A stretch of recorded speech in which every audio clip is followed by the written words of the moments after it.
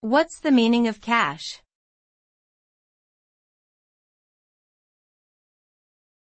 Cash.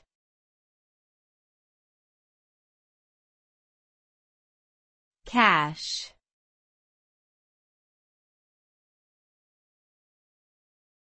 Cash.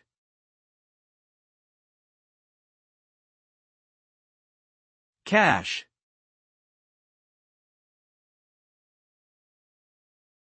Cash refers to physical currency, typically in the form of banknotes and coins, that is used as a medium of exchange for goods and services.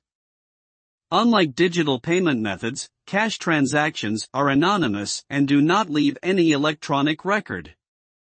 Cash is widely accepted as a means of payment around the world, and is often preferred in situations where electronic payment methods are not available or not trusted. Cash can also refer more broadly to liquid assets that can be readily converted into currency, such as bank deposits or short-term investments.